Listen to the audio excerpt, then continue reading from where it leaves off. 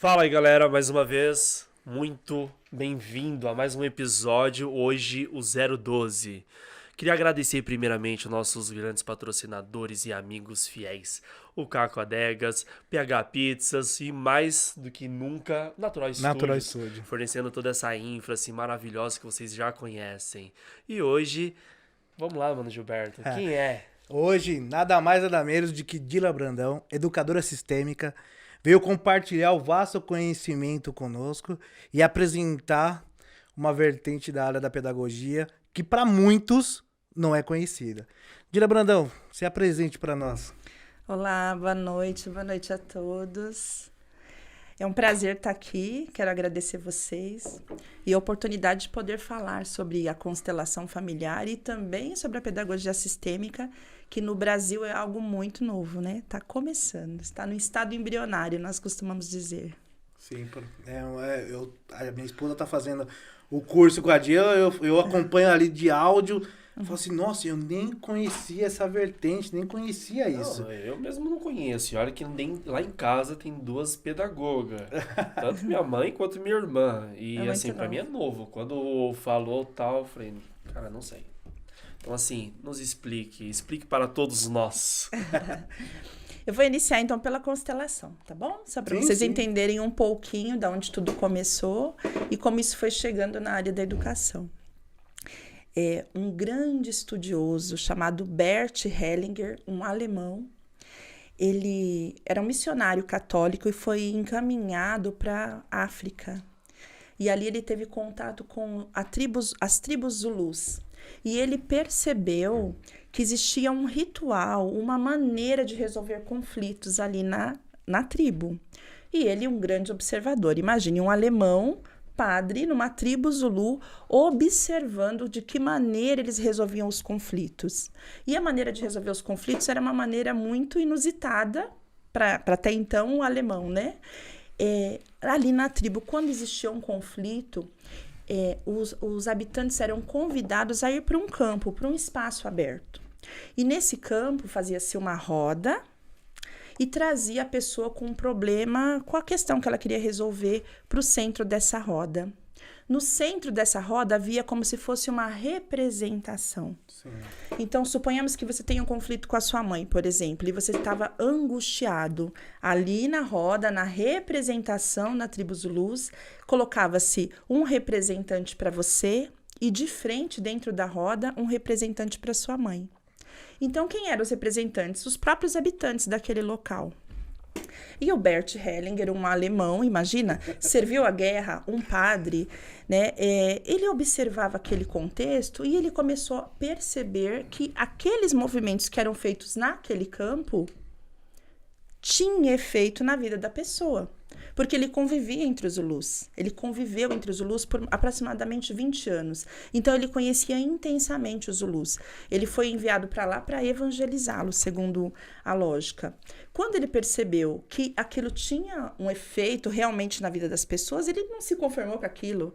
Ele queria entender o que é que acontecia. Mas como assim? Alguém aqui pede desculpas aqui no campo e depois os efeitos disso vai para a vida? Como que é isso? E aí, então, Bert Hellinger começa a estudar profundamente desenvolvimento humano.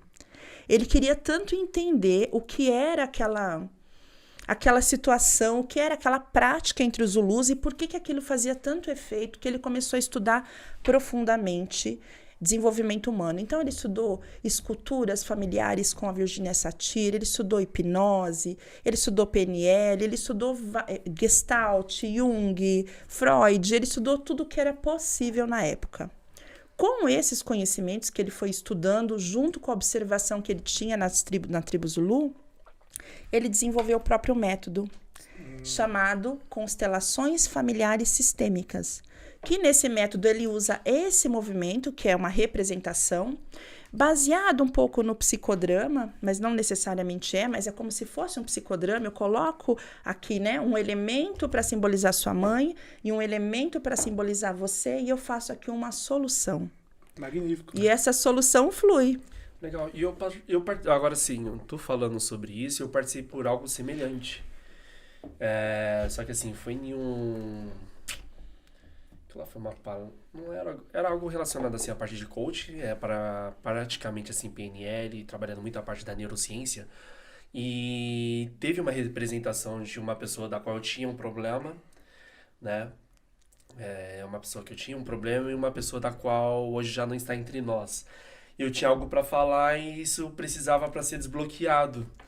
Você movimentou, ou seja, você sentiu no seu coração muita emoção e sensações físicas? Demais. O negócio foi surreal. Só dele falar agora, ele já sentiu assim, você percebeu até a entonação dele de voz. Isso. Porque foi um negócio libertador, assim, de uma maneira que vocês não têm noção. Que se eu falar muito, eu vou acabar chorando. Já lagrimejou aí. Aí não vai dar muito certo. Mas, assim, foi uma experiência, assim, única. É incrível, né? É única, é incrível, é incrível. Isso é constelação. Provavelmente ali naquele movimento, naquela situação você vivenciou um que nós chamamos um movimento. Você fez um movimento talvez de uma referência. Minha mãe, você é grande, eu sou pequeno. Eu sou grato à vida que você me deu. Nesse movimento, provavelmente foi isso, um movimento de referência, porque existe sim, dentro do coach, eu também trabalho com coach, do PNL, todo esse movimento, e algumas pessoas utilizam movimentos das constelações inclusive na área empresarial, né, para organização. Então, eu acredito que você vivenciou aquela sensação que você teve na hora que o coração dispara, a mão fica gelada. Para cada um é uma sensação, a perna treme e você já não está mais no racional. Você sai do racional e você entra no sensorial. Já tô com a mão suando aqui. Não, mas exatamente. Eu fico nervoso, sabe? Eu não conhecia como essa... Me fala então de um problema que eu te ajudo. Viu? Vou fazer aqui, ó. Não, deixa eu... Mas é muito importante eu fazer uma colocação aqui, Kaique, que muitas pessoas ligam esse movimento como algo espiritual, né? Uhum. Então, assim, não há problemas nenhum, tá tudo certo, tá? Quem quiser levar por esse lado, sem problemas nenhum. Como que Bert Helling nos coloca, né? Como Bert gostava de colocar, e a maneira que ele explica, e eu gosto muito de seguir essa linha. O ser humano, né? Especialmente nós que vivemos no mundo urbano, nós nos conectamos muito com a tecnologia, com as luzes, com tudo que é externo. Então, a gente volta o nosso olhar geralmente para o que está fora. Nós nos desconectamos de quem somos. Então, esse movimento de sentir o corpo, ou seja, a volta para casa, é um movimento que é um movimento humano, não necessariamente espiritual, né? Por que que os índios têm essa conexão? Eles vivem ali, né? Que uma vibe que... Outra vibe, paz e amor, contato com a sua canoa, contato com a natureza. Nesse movimento, eles conseguem ouvir, inclusive, a batida do coração, conseguem perceber o próprio corpo. Coisa que nós, no mundo moderno, nós estamos voltando o nosso olhar o tempo todo para fora, para o celular. No limite, né? Quanto mais olhamos para fora, menos conectado conosco estamos. Sim, é uma vasta informação, né? Que até nessa correria, ainda mais São Paulo ainda, né? Mas essa correria grande. É muita informação que vai sendo jogada assim em questões de segundos. Mas isso que você falou, assim, eu estudo muito essa parte do eu, né? E tem uma técnica que eu aprendi muito tempo atrás que se chama V0. Cara, acho que pra todo mundo que eu falei isso, assim, expliquei mais ou menos como que funcionava, não teve quem não passou mal, porque é sinistro. Você ficar apenas 2 minutos se olhando no espelho. Isso é difícil. Porque você voltar pra dentro de si. Porque já começa daquilo. Os olhos são a janela da alma, já dizia. Né? E quando você começa a entrar em confronto consigo mesmo, maluco, o negócio é louco. Sim. Ô, Dila, deixa eu te fazer uma pergunta, assim. Voltando numa régua aqui de tempo. Sim. Essa conexão, porque até então você era da pedagogia, correto? E aí você descobriu esse lado, e se você puder compartilhar conosco, em qual momento? Porque muitas pessoas hoje, elas fazem, lógico, a faculdade de pedagogia, elas seguem uma linha, mas aquele gatilho para ela buscar esse entendimento. Sim. O que aconteceu para você hoje? Porque assim, me encantou a paixão dela transmitida com as palavras em 15 minutos. Meus olhos brilham. Então, assim, eu teve uma conexão com algum momento ali, você fala assim, nossa, me achei. É isso. Sim. Bom, vamos lá. Já estou na educação há mais de 20 anos. E chegou o momento que eu fui fazer uma especialização na Universidade de São Paulo em gestão escolar, na USP. E aí, estando ali na USP, eu percebi que a gestão escolar, ela é muito mais relacionamento humano do que conhecimento técnico. E eu percebi também que os professores que a gente mais se encantava na USP, porque eu brincava assim, achava que lá só ia ter dinossauro, realmente são os professores antigos, né, assim, mais idosos, mas eles eram muito alegres e muito engraçados e contavam piadas, e eu ficava pensando, como que essas pessoas geniais, assim, são aqui da USP, eu imaginava que eram pessoas carrancudas, fechadas, e não, elas eram geniais, autores, grandes autores, foram meus professores. Semblante bem leve, assim, né? Sim, e levava tudo de uma boa. Então, eu percebi, observando eles e também percebi no trabalho, no curso, que o relacionamento humano era o que realmente ditava a gestão. E não só a gestão escolar, a gestão de qualquer empresa. A gente olha para a escola dessa forma. E aí eu comecei a estudar coisas que pudessem fazer a diferença. Fui estudar coach, estudei análise comportamental, né? Fui estudando essa linha de desenvolvimento humano. Estudei coach para crianças, coach para adolescentes, educação parental. Fui estudando essa linha. Então, a gente entra na linha de desenvolvimento humano, você começa a se apaixonar e querer mais. Até a hora que eu acabei realmente... não foi uma escolha, tá? Não foi de caso pensado, tipo assim, hoje eu vou estudar constelação. Não foi. Até porque eu preciso confessar, assim como o Kaique, a primeira vez que eu fui convidada por uma colega para ir num movimento de constelação presencial, ela falou, um trabalho de uma psicóloga... Mano, quando eu entrei lá, minha sensação corporal foi tanta que as minhas pernas tremiam. Eu falava, nunca mais fiz nunca mais volta aqui. Eu pensava assim, e não há nada contra, mas eu tinha um medo, né? A resistência, não há nada contra, tá tudo certo com todo mundo, né? Tem espaço para todos. Mas eu tinha aquele medo, aquela resistência, então eu não queria ir. O meu primeiro movimento foi de me afastar, a primeira vez que eu fui. E acabou chegando na minha vida, assim, por um acaso. Um sábado, eu não tinha nada para fazer, tava chovendo, tava frio, a gente tava debaixo da coberta, eu, meu marido e meus filhos, e eu com o celular. E tinha um rapaz falando de um curso, foi meu primeiro mentor, o Diogo Hudson, falando de um curso. E ele falou assim, ali na hora, né? Ele falou assim, não saia que eu vou fazer uma sessão de constelação. Eu falei, eu vou ver isso aí, eu vou ver esse negócio. Eu vou descobrir o que é esse negócio de constelação. Na hora que ele fez o movimento, que eu vi ele fazendo o movimento com a moça, e eu vi a emoção, eu falei, mano, isso não é brincadeira. Eu falei, a moça não tá fingindo, a moça não tá mentindo, eu senti aqui, porque a sensação é muito forte. E aí eu fiquei até o final naquele dia, ele ia dar uma aula inteira, um sábado inteiro. Eu fiquei até o final e entrei no curso dele. E assim que eu entrei no curso dele, ele me chamou para ser mentorada por ele, eu aceitei e eu fui. E aí, chegando lá, quando eu comecei realmente a atender, trabalhar com constelação, eu não consegui pensar em mais nada. Porque, assim, é uma sensação de preenchimento. Eu sei que ali é meu lugar. Eu sei que ali é o meu lugar. Então, no início, foi esse movimento. Foi chegando na constelação. Sim. E aí, me apaixonei muito. Mas tem algo que eu não disse ainda sobre o Bert. Ele descobriu, toda essa pesquisa dele, ele descobriu que 3 grandes leis regem os relacionamentos humanos, que são as ordens de amor. Cooperação, pertencimento e hierarquia. E essas leis regem os relacionamentos humanos desde que o mundo é mundo, desde que o ser humano, desde a época das cavernas. Por quê? Porque na época das cavernas, os seres humanos precisavam andar em bandos. Eles não andavam isolados, né? Um ser humano isolado, largado, ele era muito mais suscetível a ser atacado. Então, os seres humanos andavam em bandos. E esse andar em bandos trouxe para nós a primeira lei, o pertencimento. Eu pertenço a esse bando, né? Quando nós estamos aqui todos juntos, a sensação de ser ouvido, de ter atenção, isso é importante para o ser humano. Então, o pertencimento é importante. Primeira lei.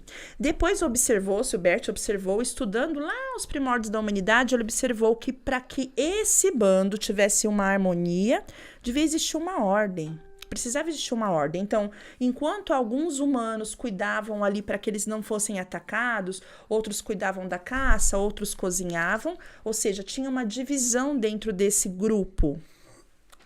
né? Existia essa divisão, então existia já uma ordem, uma colocação, cada um ali. Ele foi observando que todos esses movimentos existia também um equilíbrio. Além de ter a ordem, precisa ter um equilíbrio, ou seja, alguém não podia fazer demais pelo bando.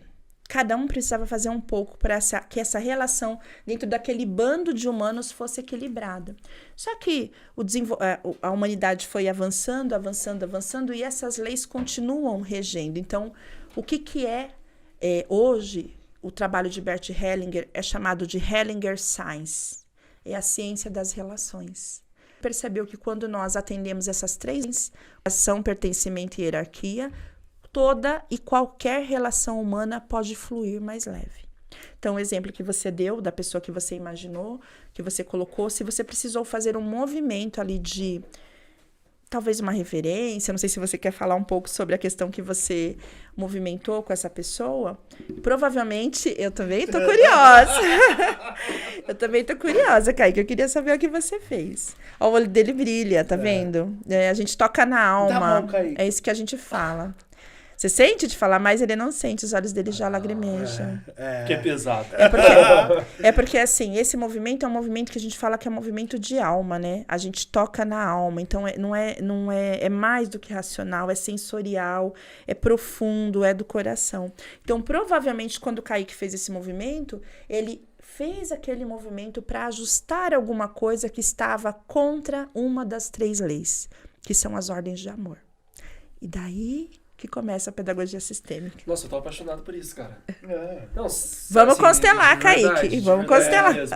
É algo que eu já gosto. É algo que, assim, eu estudo muito essas partes. Mas, assim, conforme você foi falando, assim, ao longo da história, como que funcionava, foi um monte de quadradinho, assim, começando a se encaixar. Sobre você falando do equilíbrio, sobre pertencer, né, a uma ordem. Cara, tudo isso, assim, faz muito sentido em tudo. Sim. Hoje, até você mencionou alguns pontos, né, da sua narrativa. Hoje não gera uma certa confusão, perguntas de leigo mesmo, né? Com religião? Sim. Porque gera, assim, meu ponto de vista, assim, de fora. Lógico que, já fundo, né, estudar. Você buscou conhecimento e descobriu a constelação sistêmica. Buscando conhecimento, porque você foi lá numa especialização e ali você buscou algo que te encantou. Então, aquilo que nós exaltamos aqui, aquele que busca o conhecimento acima, né? Porque é o conhecimento adquirido. E aí, quando você menciona alguns pontos, essa dúvida, e como a maneira que você desmistifica isso, religião e constelação sistêmica, assim, maneira para o Gilberto Reis aqui, que eu entendo que há uma diferença, mas eu acredito que gera uma certa confusão na cabeça. Tem pessoas que fogem de mim, tem pessoas que se aproximam de mim. Porque assim, a pessoa fala assim, nossa, eu não vou pra esse negócio não, eu sou crente. Já perguntaram algo sobre astrologia? Não foi o meu primeiro movimento, eu tive medo, não por uma resistência, mas por medo do que eu estava sentindo no meu corpo. Sim, pode acontecer. Mas tem algo muito legal. Bert Hellinger, ele amava tanto a humanidade, tanto, que chegou um momento que a própria igreja começou a pressioná-lo e ele renuncia à igreja. E ele renuncia por amor à humanidade. Porque ele sente o seguinte, aqui dentro eu estou servindo a humanidade com esse meu trabalho. Mas se aqui eu estou limitado, eu deixo aqui, ele faz uma carta de renúncia, um dos momentos mais emocionantes da história da vida dele. Ele faz uma carta de renúncia, por amor à humanidade, ele aceita largar a ordem religiosa. Por quê? Porque ali ele está livre para pesquisar a fundo o que é isso. Então, quando ele está mais ou menos com 92 anos de idade, ele escreve o livro chamado Meu Trabalho e Minha Vida. Ele já percebe que vai deixar essa existência. Ele coloca ali toda a sua história, né? Tudo que ele desenvolveu, tudo que ele observou nessa época, nesse trabalho dele, e ele abre um precedente. Ele diz assim, né? Fiquem abertos às novas constelações. O que ele quer dizer com isso? O que ele quis dizer com isso? Eu vou embora dessa existência, mas o meu trabalho não se esgota aqui. Quando ele disse, ele passa, então, nesse momento, ele passa todos os direitos autorais dele para Sophie Hellinger, que é a esposa dele, ainda mora na Alemanha, ainda atua, dá sempre o mundo todo. Sophie, o Bert faleceu em 2019, né? Deu continuidade. Ele passa todos os direitos autorais para ela, de todos os livros, todas as obras, todo o trabalho da própria Hellinger Science, né? Que é a ciência das relações, passa tudo para ela. Mas quando ele diz assim, que cumpra-se as novas constelações, ele quer dizer assim, eu vou partir dessa existência, mas a minha fonte não é a única. Quando ele faz esse movimento, isso aconteceu há pouquíssimo tempo, foi 2019, dá um boom nas constelações no mundo todo, né? Que sai da Alemanha, mas no mundo todo. Se você der um Google, você vai ver seu celular, vai bombar de constelação no mundo todo. E aí, quando ele faz esse movimento, as pessoas entendem, os consteladores entendem que pode levar para a vertente que escolhe, que deseja. E tá tudo certo com isso. Por quê? Porque ninguém é o dono da razão. Ninguém é o dono da verdade, né? O pensamento sistêmico, ele vem em oposição ao pensamento cartesiano. O pensamento cartesiano, sim, só tem dois eixos. Ou sim ou não. Ou certo ou errado. Ou A ou B, né? Então, ou é isso ou é aquilo. O pensamento sistêmico é assim. Toda a história tem 3 lados, o meu, o seu e a verdade. Então, tudo depende do ponto de vista. Então, quando ele faz esse movimento, que ele abre as nossas novas constelações, outras pessoas com outras vertentes conseguem levar e levam as constelações para aquilo que elas acham melhor. E tá tudo certo. Porque no pensamento sistêmico nós entendemos que nós não somos os detentores da razão e da verdade. Há pessoas que vão levar para a área de desenvolvimento humano, há pessoas que vão levar para a área da pedagogia, há pessoas que vão levar para a medicina, isso está muito forte. Aqui no Brasil nós temos um juiz que é uma referência no mundo, Sam Storch, ele leva para o TJ da Bahia. Lá no Tribunal de Justiça da Bahia, ele faz conciliação através da técnica de constelação familiar sistêmica. Que é magnífico na prática, né? Na prática, resolução de conflito, ele põe as pessoas no campo, literalmente, para resolver, né? Agora você falando de conflito, vou fazer uma pergunta aqui. O amigo meu me perguntou, sabe? Sim. A gente conhece essa história. Me perguntou. Falou pra eu perguntar? Falou pra perguntar. Porque assim, quando encontramos, acho que todo mundo encontra uma pessoa dessa na vida e fala assim, eu não consigo me aproximar de ninguém. Eu não tenho amigo, eu tenho colega. Tem uma ligação com isso, assim, de uma maneira dessa constelação, da nomenclatura? Porque eu vi que, assim, é uma ligação que você falou até pro Kaique aqui, da linha do fato que ocorreu na vida dele, essa ligação, uma maneira pra pessoa poder solucionar isso, ou tem essa ligação... Ou não? Gilberto tá louco, não tem nada a ver? Tem. Qualquer conflito humano, ele pode ser visto dentro da constelação. Qualquer conflito. Se isso é um conflito, é uma dificuldade de relacionamento, provavelmente esse seu amigo, se ele viesse conversar comigo, primeiro eu ia colocar ele. Viu, Kaique? Eu vou contar pro meu amigo isso aí. Ele, de frente com quem lhe deu a vida. Dá uma outra garrafinha pra mim. Pai e mãe. E aí aqui ele sentir o que é estar nessa presença.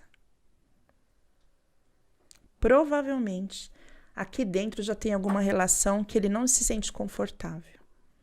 Porque eu tenho uma dificuldade de me relacionar com todos os outros. Como assim todos os outros seres humanos são ameaças para mim? Eu preciso me afastar.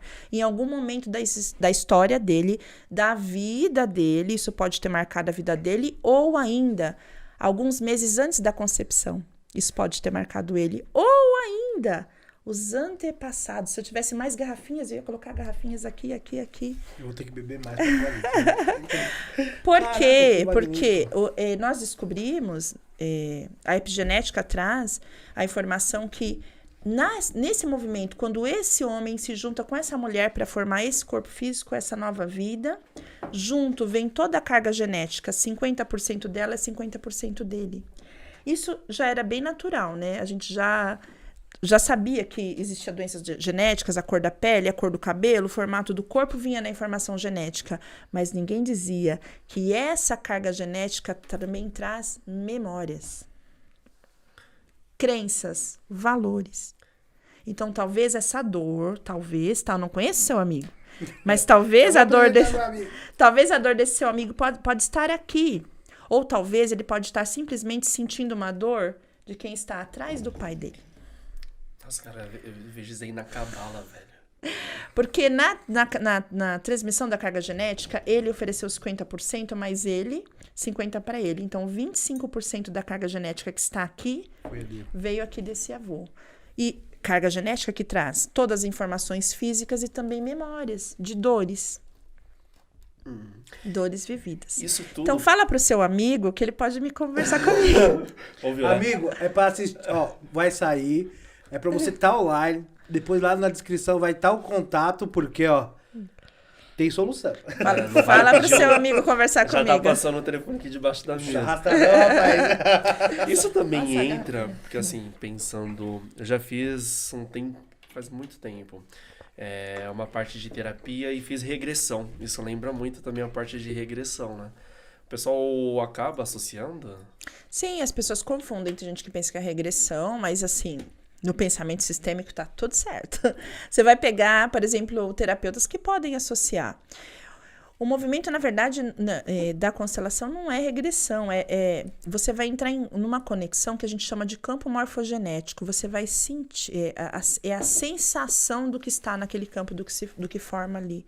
É uma sensação. Então, não é que você regride, você vai estar o tempo todo consciente, observando, vendo, mas as sensações vão tocando. Entendi.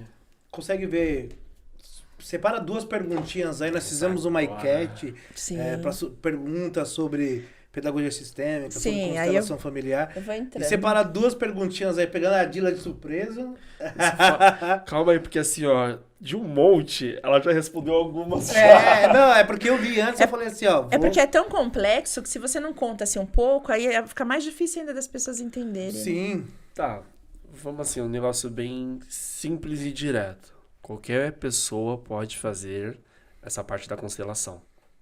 Você diz estudar a constelação ou ser constelado, que a gente Não, diz? ser constelado. Sim, qualquer pessoa pode ser constelada. Tá, e agora, A voltando outra à outra parte, parte. Estudar. Estudar a constelação? Isso. Sim. A constelação, não só no Brasil, no mundo todo, é um curso livre. Então, qualquer pessoa pode fazer.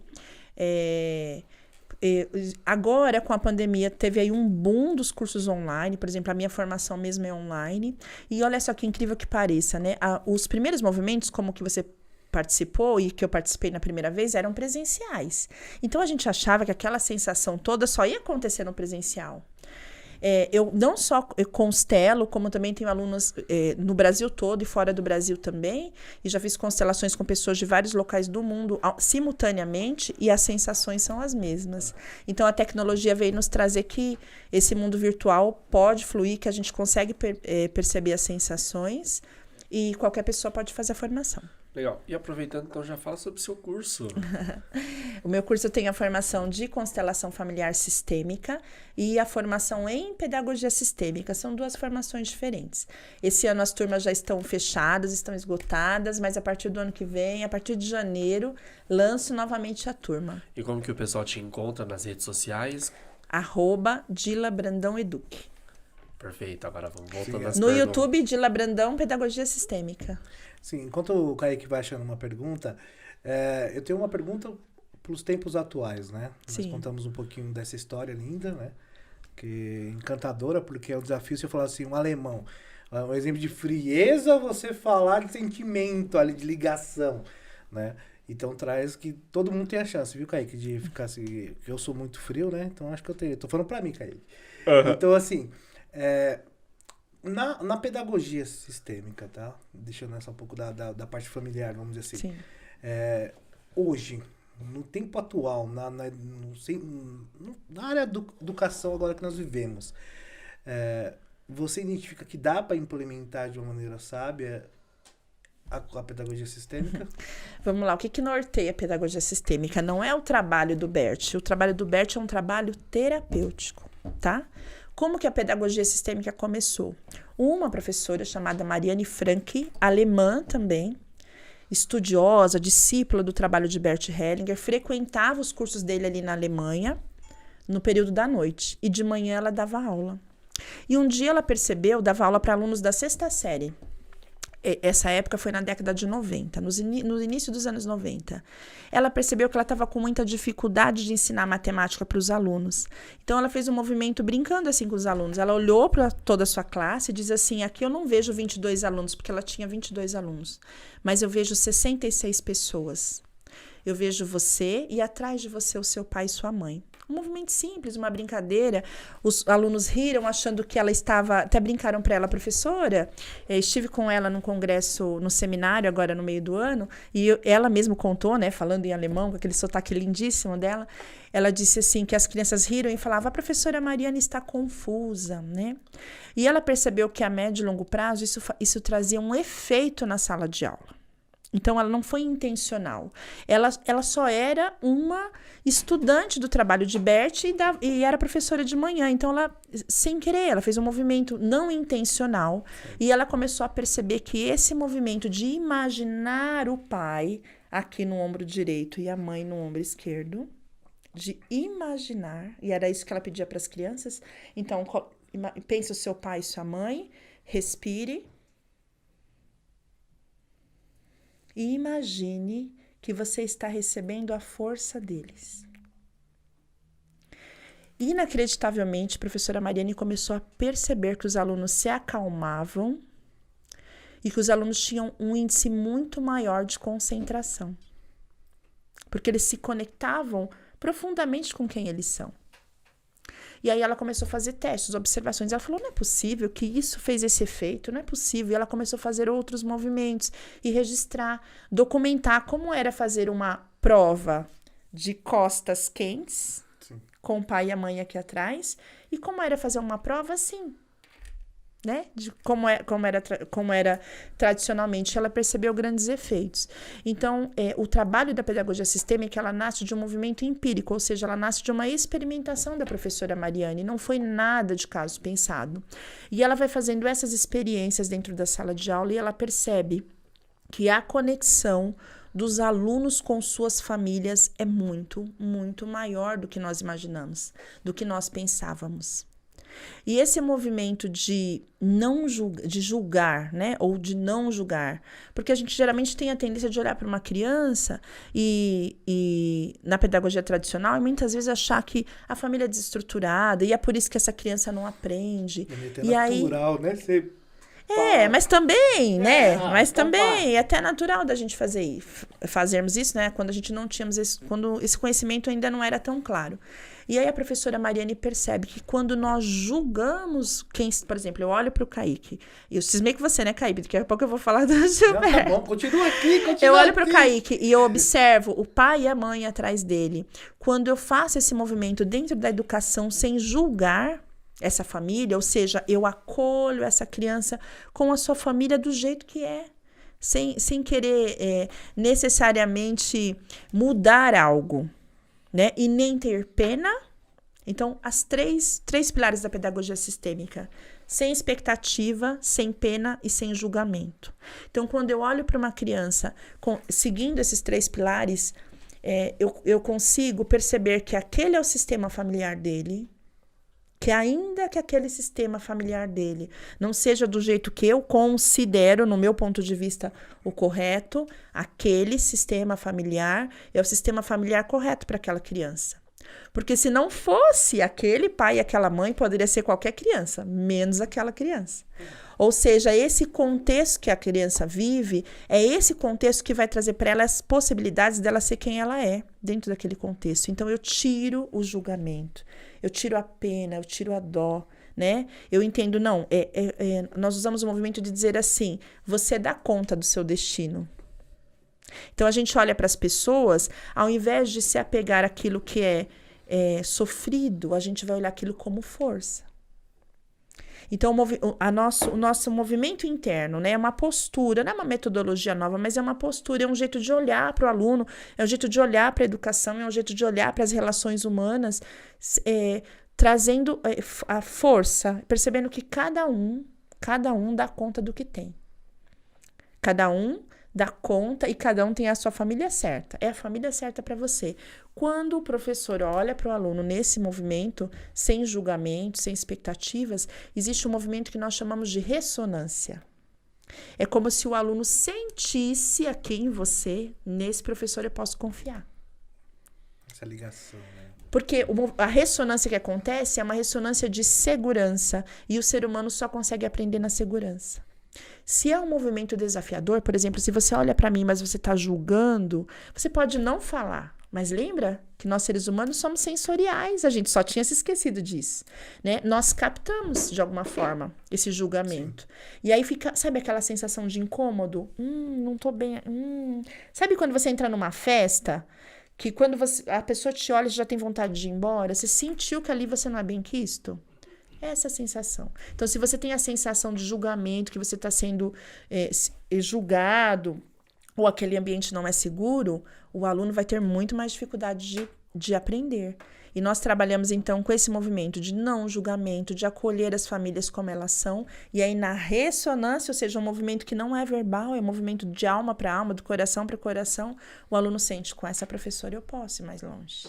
E aí, os efeitos da pedagogia sistêmica são lindíssimos. Então, respondendo a sua pergunta, eu não só acredito que nesse tempo atual é possível, como eu acredito que nesse tempo é necessário. Nossa, deveria ter isso daí na formação de pedagogia. Até me arrepiou agora quando ela falou necessário. Porque assim, a criança é a base do que tudo ela vai construir ao longo dos anos. Então até os 7 anos, cara, os medos, as travas emocionais, tudo isso vai ser formado.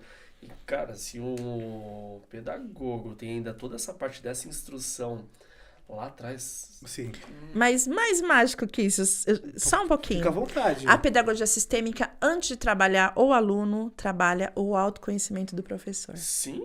Então, ele ajusta primeiro o seu próprio sistema familiar, né? A sua relação com a sua família, porque quando o meu sistema está ajustado, o meu julgamento já é diferente. Então, eu olho para o outro. Então, na ressonância, então eu trabalho aqui o professor, e o professor está em paz para poder trabalhar com o aluno. Então, é muito maior do que você está colocando. É um trabalho lindíssimo.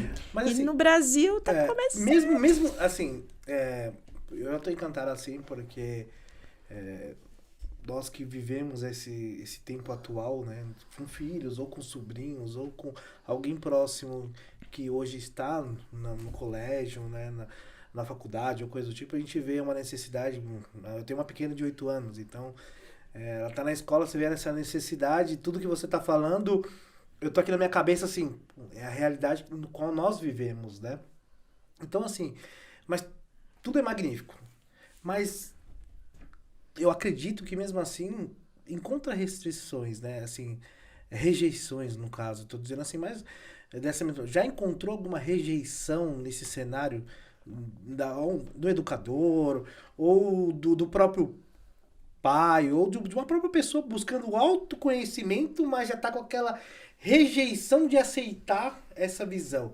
Porque eu tô aqui encantado, mas eu acredito que tem pessoas que tá tão fechada naquele mundo, né, com seus traumas, seus vícios, então assim, ela colocou um bloqueio tão forte que às vezes nem a pessoa percebe, mas já encontrou nesse cenário uma rejeição grande, assim, se você puder compartilhar conosco, até para aprendizado para nós, porque mesmo que seja muito belo, Dila, é visão, né? Cada um tem a sua, cada um tem o seu ponto de vista. E aí, pra gente poder explicar melhor esse movimento, a gente precisa voltar, né? O sistema que ele olha para frente, olha para trás, não apaga nada. Como foi constituído, eu vou falar de Brasil, tá? Por enquanto, porque a pedagogia sistêmica começou na Alemanha, foi para o México com a professora Angélica Olveira, ficou ali na Espanha, e é onde é mais forte. Alemanha, Espanha, México. No México nós temos o CUDEC, que é a universidade que forma ali a pedagogia sistêmica para o mundo todo, mas no Brasil está começando. Então vamos lá, se a gente for olhar para o Brasil e nós formos olhar para a história do Brasil, como foi a criação da primeira escola de professores no Brasil. A primeira escola para professores no Brasil foi no Rio de Janeiro. E ela foi criada numa intencionalidade. Quem que poderia ser os professores daquela escola? Né? Quem poderia entrar nessa escola que formava professores? Seriam homens brancos e que tivesse boa índole. O que era boa índole? Não tivesse conflito, nenhum tipo de conflito político, né? tudo dentro dos padrões ali. Da época, Que né? é. Então, já começa por aí. A escola no Brasil, a escola que forma professores no Brasil, a primeira, já nasce de uma intencionalidade. Eu vou formar aqui, só entra aqui, ou seja, só ganha esse status de professor quem entra aqui, quem está dentro daquilo que eu consigo dominar. Já começa nesse movimento. Com o passar do tempo, ou seja, já tinha uma intencionalidade dali formar uma massa de manobra, né? Mas ali, com o passar do tempo, o que acontece? Os homens acabaram não ficando, e quem começaram a ser as professoras daquela escola? As esposas desses homens, brancos, de boa índole, né? Então, a escola ainda permanece, né? Essa classe, a serviço de quem está? Então, começa nesse movimento. Se a gente olhar nesse contexto, então, a escola no Brasil, ela não nasce com esse objetivo de formar o ser humano na sua integralidade. Ela já nasce nesse objetivo de manobra mesmo. E depois as coisas vão acontecendo, a escola vai expandindo, vai crescendo. Que conteúdo que os professores aprendem nas suas formações? Os conteúdos teóricos. Então, a gente aprende muito sobre teoria e basicamente nada sobre relações humanas. Aliás, nada sobre relações humanas. E agora, com o movimento da BNCC, que é a Base Nacional Curricular Comum, a gente aparece ali, pela primeira vez na educação, cita-se algo como inteligência emocional. Então, a educação foi revisitada e abriu uma brecha ali. Então, abre uma brecha para as questões das relações humanas. Mas até então, na formação de professores, até mesmo na escola, até mesmo quando a gente vai formar, vai preparar o conteúdo, a gente está sempre focado no conteúdo, no que tem que ser passado, porque é assim que é cobrado. Até então. Mas eu acredito que com esse movimento aí da BNCC, com esse olhar um pouquinho mais ampliado para o ser humano, com a chegada da pedagogia sistêmica, a tendência é que a gente comece aí um processo de transmutação, né? Vai ser tudo muito lento, eu imagino, novo. Mas o ser humano precisa olhar para si, até porque se não olha, nós olhamos para as estatísticas, os professores estão no limite. Adoecendo. Muitos professores adoecendo. Por quê? Porque eu preciso ser burocrático, cumprir regras, cumprir limites, dar conta. Mas lá dentro, vai cansando, vai se consumindo. E como que você vê, então, pegando até nesse gancho, muito se fala e muito se vê, ao passar de todos os anos, a parte da educação, nada evoluiu. Se você for pegar, 10 anos atrás, um celular como ele era, você vê o tamanho da evolução dele. De um avião que, 60 anos atrás, o tamanho da evolução. Que é uns comparativos que, assim, acaba rodando em redes sociais, né? O pessoal mostrando. E a parte educacional continuando, assim, o mesmo segmento. Tudo muito quadrado, tudo muito cheio de regras, tudo muito o mesmo, nada evoluindo. Como que você vê, assim, esse campo e para até onde ele vai, se vai permanecer assim? Eu acredito que, eu costumo dizer assim, que o pós-pandemia, eu até brinco, nada mais será como antes, nada mais. Pode até parecer que pós-pandemia nada mudou, mas nada mais será como antes. Ou seja, alguma coisa, não é possível, né? No meu entendimento, são palavras minhas, né? Não é possível que o ser humano viveu tudo o que viveu, né, durante esse período de pandemia, e nada mudar. Eu não acredito nisso.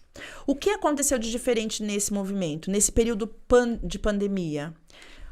Houve aí um boom, uma expansão, ainda, embora seja um movimento muito curtinho, muito pouco, um boom de lançamento de cursos de pedagogia sistêmica. Por que isso aconteceu durante a pandemia? Porque já não podia mais fazer reuniões presenciais, né? Eu tinha que manter o distanciamento social. E aquilo que era um empecilho acabou se tornando uma mola propulsora para a pedagogia sistêmica, porque iniciaram-se os cursos online, então você consegue, os professores que dão cursos de pedagogia sistêmica conseguem atender pessoas de várias regiões do mundo. Então, na verdade, isso no nosso caso foi assim, eu falo, o vento soprou para a pedagogia sistêmica. Então, ainda que seja por esse movimento de maior interação, os cursos online facilitaram que os professores pudessem buscar mais sobre si mesmos, sobre os cursos, sobre as formações. Então, eu acredito que esse movimento, vamos imaginar que seja somente esse movimento, já vai trazer algum efeito daqui a algum tempo. Sim. Né? Agora, deixa eu fazer uma perguntinha aqui. Você não conhece ela não, tá bom? Jéssica Reis. Como a constelação pode ajudar a entender os transtornos de alimentação compulsiva? Tá bom, então nós vamos mudar da água para o vinho, tá bom? Você viu? É porque o negócio aqui é 1000 volts. Eu vou contar 3 casos de compulsão alimentar que eu atendi. Eu acho que ela quis falar de mim. Só acho! Eu só acho! Eu vou contar 3 casos que eu atendi de compulsão alimentar. E deixa eu lembrar se é um deles. Eu sei que tem depoimento no meu Instagram. Que nós fizemos a constelação mesmo. Então, só para eu trocar, falar a pedagogia sistêmica, você vê que ela não tem a ver com a constelação. Ela não é uma terapia. Ela é uma postura diante da educação. Ela é... Como se fosse uma metodologia. Exatamente. O que liga a pedagogia com a constelação são as ordens do amor, é a ciência das relações, é essa amorosidade, é olhar o ser humano na sua profundidade. Esse é o movimento, essa é a base, tá? Mas a pedagogia sistêmica, ela não é terapêutica. Então, quando a gente fala de constelação, a gente está falando de um movimento terapêutico. Quando a gente fala de pedagogia sistêmica, a gente está falando de uma postura na educação. Tá bom? Viu? Agora eu sei, rapaz. Então, vamos lá, como que a gente pode ajudar? Engraçado, esse caso de compulsão alimentar, nas experiências que eu já tive, foram 3 constelados, 3 pessoas que eu constelei. E os 3 têm o mesmo relato, que logo após a constelação, cessou a compulsão alimentar. Vamos fazer agora? Tô brincando. Eu tô me controlando aqui pra não ficar rindo, então assim, deixa eu... Relaxa, mano.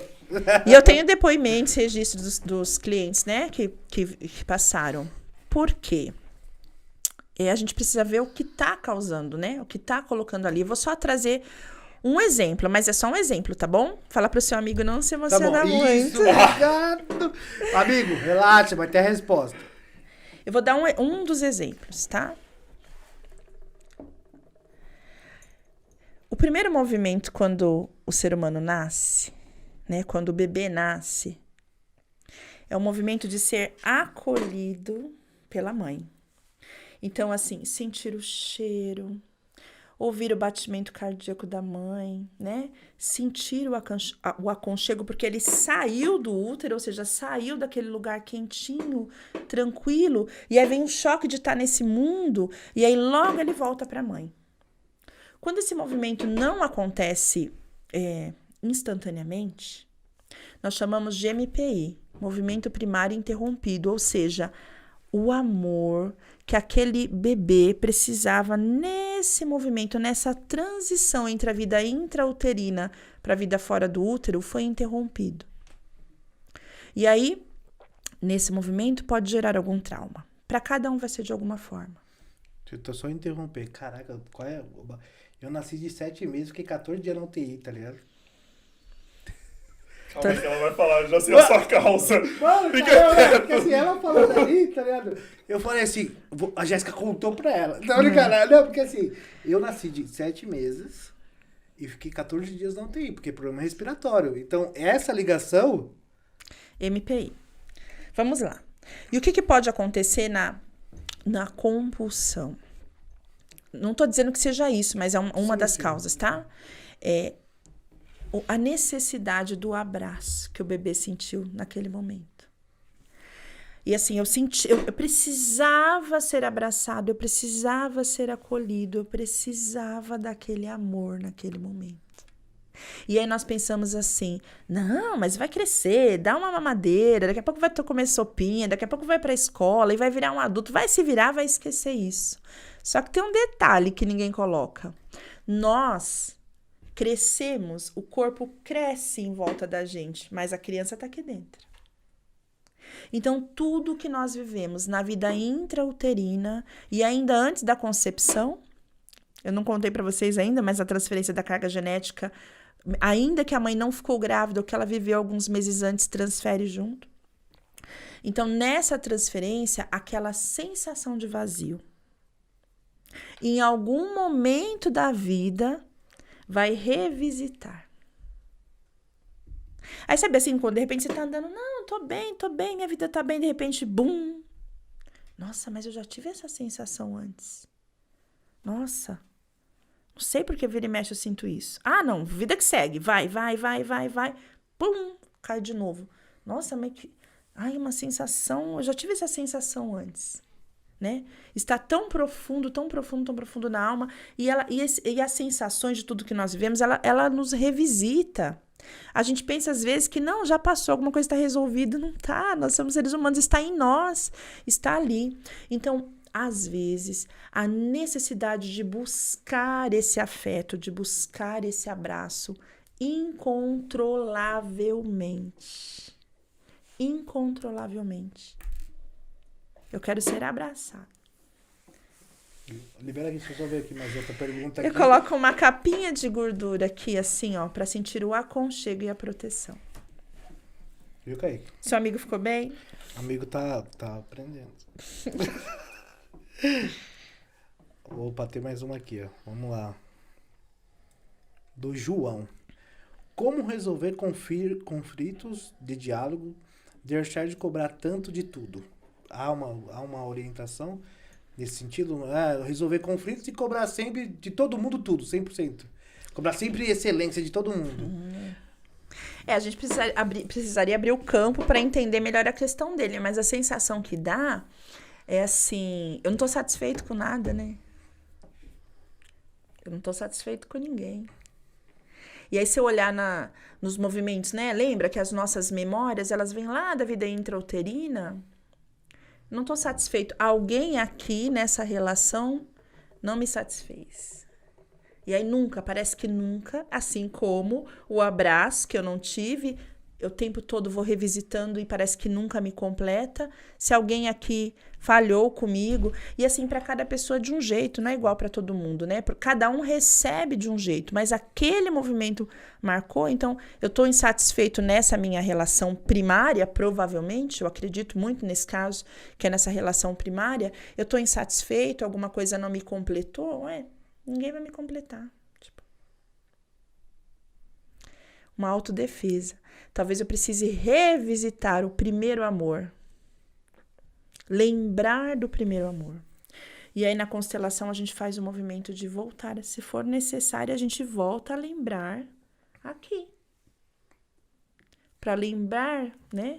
Como é o cheiro, como é o aconchego, como é o batimento cardíaco dessa mulher que lhe deu a vida. Vamos ver mais uma. Você fala assim, para constelar, desculpa a minha ignorância nesse sentido, um dia, 2 dias, ou depende, cada caso, um caso? E assim, cada constelação é uma sessão. É uma sessão, é um tema. Começo, meio e fim. Sim. A forma como eu trabalho com 3 encontros com o cliente. Primeiro eu faço uma sessão de entrevista para entender se a constelação é para ele. Depois a constelação em si, mas a constelação é uma constelação. E depois eu faço uma sessão de suporte, que é para tirar as dúvidas dele, orientar e passar algum exercício sistêmico que vá complementar o trabalho que foi feito na constelação. Mas a constelação em si é uma sessão. Por exemplo, que o seu amigo escolha constelar a compulsão alimentar. Naquela sessão é como se o movimento é assim, ó. Eu estou aqui, tudo está acontecendo aqui. Ele levanta e ele olha de cima e vê a história por completo. Então, assim, é uma ampliação de entendimento das coisas. Então, para a compulsão alimentar é uma única sessão. Ok?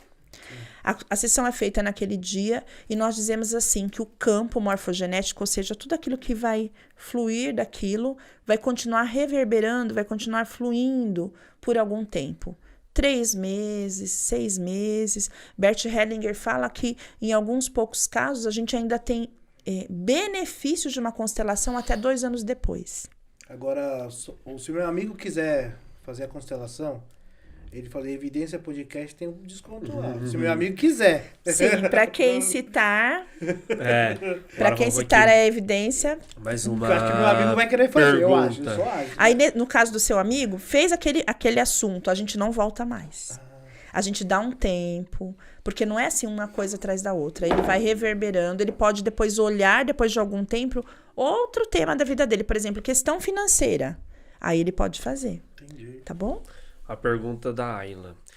Como a constelação pode ajudar na depressão? Muito, muito, muito. Eu gosto de, na entrevista, perceber se o cliente... Me desculpe. Se naquele momento está adequado para ele, dependendo do grau de profundidade da depressão. Então, se eu percebo que ele está numa depressão muito severa, provavelmente eu vou pedir para que ele me traga por escrito uma autorização do psicólogo dele, da psicóloga dele. E muitos psicólogos também utilizam a constelação como recurso. Quando a gente entra no campo, né? Ou seja, quando a gente começa a fazer a representação, começa a colocar como foi a relação com o pai, como foi a relação à mãe, como você se sente aqui, que momento foi traumático ou marcante na tua vida, às vezes ali só naquela representação a gente já começa a encontrar, a gente vai ao encontro da raiz do problema, né? Então, eu já tive experiências, vou relatar uma experiência. Uma experiência que eu tive com uma cliente que na sessão de entrevista, ela chorava. Eu pensava assim, eu expliquei pra ela como era, ela falou assim pra mim, eu não vou fazer. Aí eu falei, tudo bem. Desliguei, né? Eu faço por videochamada. Desliguei ali e falei pra ela assim, tudo bem. Quando eu desliguei, eu falei, ela volta. Ela tava muito mal. Ela volta. E aí ela voltou. Ela falou, olha, eu mudei de ideia, eu quero fazer. Eu falei, tudo bem. Eu pensei comigo, sabia que você voltava. Nós fizemos a sessão dela, no caso dela foi individual. O coletivo é quando a gente coloca os representantes. Se ela não quis, ela preferiu individual, então individual eu pego os bonequinhos, como os bonequinhos que você tem ali atrás, e vou fazendo a representação. E ela já fazia terapia há muito tempo. Bom, resumindo, passou-se um tempo, essa moça entra em contato comigo de novo, que ela começa a perceber, assim, uma melhora assustadora. Ela não trabalhava, não saía de casa, ela começou a trabalhar, começou a fazer academia, o relacionamento amoroso começou a aparecer para ela também. E aí ela volta e ela falou assim, ela disse, Di, eu não consigo acreditar no que aconteceu comigo. Eu quero fazer o curso com você, porque eu quero ajudar outras pessoas com depressão. E ela faz o curso comigo. E aí passou algum tempo, há pouco tempo agora, a irmã dela entra em contato comigo e eu disse, ela querendo constelar, ela foi constelada, inclusive a irmã dela também. Eu falei, como é que você soube de mim, né? Como chegou até mim? Ela falou assim, porque o que aconteceu com a minha irmã, a diferença dela é nítida. Mas, nesse caso, a gente chegou a uma questão muito específica. Muito. Então, para cada pessoa é um. Cada pessoa era um. Entendeu? A gente encontrou uma questão ali na infância muito... uma situação que tinha acontecido que ela não se perdoava. Então, a gente precisa revisitar ali, né? Mostrar para a pessoa que ela era a consciência que tinha naquele tempo. Então, naquele tempo, aquela criança não podia fazer diferente. Ressignificar, essa é a palavra. A gente ressignifica o trauma. E aí, nesse caso, foi um benefício muito positivo. Eu não estou dizendo que todos os casos são assim. Aí eu posso só citar um outro caso. Esse caso que é lindíssimo, que eu tive um depoimento essa semana. Uma pessoa que estava em estado depressivo, não estava em depressão, mas estava em estado depressivo, porque ela tinha perdido uma criança. A criança tinha nascido, ela é enfermeira de um hospital aqui da nossa cidade. E a criança nasceu e a criança perdeu a criança. A gente precisa conversar. E aí ela não se perdoava, e ela, mesmo sendo enfermeira, ela precisou ser transferida dentro do hospital porque ela não conseguia olhar para nenhuma gestante. Ela não conseguia. E a psiquiatra pediu para ela fazer constelação. Achei lindíssimo daí já, né? A psiquiatra falou para ela, olha, o seu caso não é um caso medicamentoso, eu acho que você fazendo uma constelação vai te ajudar a ressignificar isso. E assim foi, fiz a constelação dela, tem aproximadamente 30 dias, mais ou menos. E eu fiz a constelação dela, colocamos as coisas no lugar, e ela, quando foi sábado passado, eu estava em outra constelação, quando o meu telefone chama, e eu não posso, porque eu estava na constelação, eu só desliguei assim, e quando acabou a constelação, falei com ela, olha o relato, só prestem atenção na história. Ela não conseguia olhar para grávidas, lembrem? porque ela perdeu um filho e ela não tinha condições, ela não conseguia nem olhar, ela já chorava, ela ficava com raiva, ela não queria olhar. E na hora que ela me ligou, foi exatamente quando a situação aconteceu. Ela tinha acabado de jantar no hospital, um hospital que vocês conhecem aqui, que de frente tem uma faculdade, sabe onde é? E ela atravessou a rua e ficou de frente para a faculdade, de frente para a FIG. E na hora que ela tá de frente, e ela falou assim, estranho, porque eu sempre janto lá dentro do hospital, eu nunca vou pra rua. Mas aquele dia eu não sei, eu jantei, eu senti que eu tinha que ficar ali na frente da faculdade. E aí na hora que ela tá na frente da faculdade com mais 2 amigos, passa um carro preto. Foi assim que ela me relata. Ela vai documentar pra mim e mandar o vídeo, que ela tem o vídeo, inclusive. Ela passa um carro preto gritando, com um grito. E ela disse que na hora que ela ouviu o grito, ela disse assim, meu Deus, isso é grito de criança nascendo. Ela falou, isso é grito de... Esse grito... Aí disse que os amigos dela falaram assim pra ela, fica aqui, você tá em hora de almoço, você tá em hora de janta, né? Que ela trabalha à noite, tá em hora de janta, você não tem nada que se meter com isso. Lá dentro do hospital eles cuidam. Ela disse que ela não sabe explicar o que aconteceu, que ela sabia que ela tinha que ir lá no carro, que o carro parou de frente, do outro lado era o hospital, ela ouvindo os gritos. Ela disse que já abriu a porta do carro, na hora que ela abre a porta do carro, a mulher estava em trabalho de parto. E ela, no horário da refeição mesmo, ela mesma já disse que fez os procedimentos ali e ela trouxe aquela criança à vida. 30 dias depois que ela fez a constelação. Ela não conseguia olhar para uma grávida, ela não conseguia olhar para um bebê e ela fez um parto. Mas assim, e é muito engraçado que não foi por acaso, né? Ela sentia que ela tinha que estar ali fora. Então, assim, é só uma outra situação de depressão. O que eu posso dizer desse caso específico? Uma ressignificação gigante. Porque o medo que ela tinha de que a outra filha engravidasse, de acontecer a mesma coisa, eu disse para ela, você viu, você trouxe uma criança à vida. Então, ressignificou aquele medo, aquele contexto. E para cada pessoa de um jeito, que para cada um é uma história. Sim. E nada é por acaso. Hoje é prova disso. Hoje é prova disso. Garanto pra você que é prova disso, que nada é por acaso. Assim, pra nós, é muito gratificante quando nós trazemos um convidado aqui. Não tem como deixar de agradecer a Jéssica, porque na hora que eu falei, eu preciso... Beijo pra Jéssica. Nós tínhamos que ter antecipado, né? Porque assim, na verdade a Jéssica queria marcar pra já. Eu falei assim, nossa, a gente tava com a agenda, né, fechada pra conseguir. Nós conseguimos realizar, vir. Então, trazer pessoas assim que falam com paixão e com embasamento é complicado. É difícil, porque você tá falando com paixão, mas assim, começo, meio e fim de todas as histórias. Pra nós aqui, garanto pra você, Dila, eu saio daqui melhor do que eu entrei. E num bate-papo que nós estamos aprendendo com isso.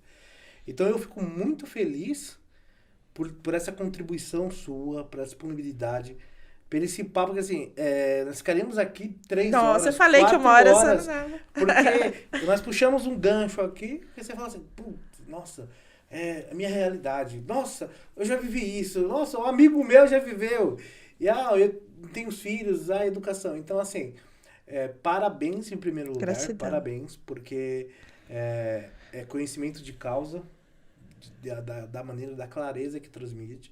Acredito que todos aqueles que vieram assistir o podcast e vão aprender muito, vão descobrir o que é constelação sistêmica. Escolha ser contribuição na vida de cada um. Sim. Então, assim, muito obrigado. Muito obrigado pela disponibilidade. Obrigado, Maridão, que também nos emprestou aqui por 1 hora e pouco, porque para nós é muito gratificante esse momento. Nem se fala, uma mega de uma aula. Esclareceu a dúvida de muitos amigos. Muitos amigos se emocionaram. Foi um negócio assim, fantástico. Nossa, assim, só gratidão por esse papo de hoje.